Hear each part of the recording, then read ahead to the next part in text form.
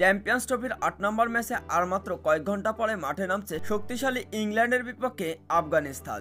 নিজেদের প্রথম ম্যাচে অবশ্য হেরে ব্যাকফুটে রয়েছে আফগান এবং ইংল্যান্ড দুই দল। আফগানিস্তান সাউথ আফ্রিকার কাছে বিশাল বড় রানের ব্যবধানে হারার কারণে পয়েন্ট টেবিলে রয়েছেন তলানিতে। অন্যদিকে ইংল্যান্ডও অস্ট্রেলিয়ার কাছে হারার কারণে পয়েন্ট টেবিলে ৩ নম্বরে রয়েছেন এক ম্যাচ হেরে।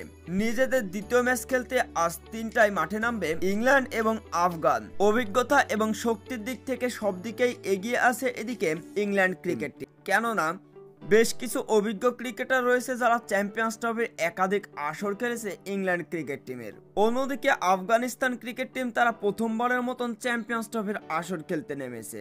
ইংল্যান্ড ক্রিকেট টিমে রয়েছে শক্তিশালী ব্যাটিং লাইন আপ এবং bowling line up. Jos Buttler, জরুফ, হ্যারি ব্রক এবং জোফরা আচারের মতন ক্রিকেটার রয়েছে ইংল্যান্ড ক্রিকেট টিমে। অন্যদিকে আফগানও কম নয়। রহমানুল্লাহ গুরবাজ, গুলবাদিন নাইম, মোহাম্মদ নাবি থেকে শুরু করে ফাইজুল হক ফারুক এবং রশিদ খানের মতন বিশ্বসেরা লেগ স্পিনার বোলার রয়েছেন আফগান ক্রিকেট টিমে। তাই বলাই যায় কেউ কাউকে ছেড়ে কথা বলবে না আজকের চ্যাম্পিয়ন্স ট্রফিতে নিজেদের দ্বিতীয় ম্যাচে। ইংল্যান্ড ক্রিকেট টিম তারা কি পারবে আফগানিস্তানকে হারিয়ে সেমিফাইনালের দিকে আরো এক ধাপ এগিয়ে যেতে, নাকি আফগান ক্রিকেটাররাই শক্তিশালী ইংল্যান্ডকে হারিয়ে সেমিফাইনালের দিকে আরো এক ধাপ এগিয়ে যাবে? তো বন্ধুরা, কে হবে আজকের ম্যাচের বিজয়ী অবশ্যই কমেন্ট বক্সে জানাবেন।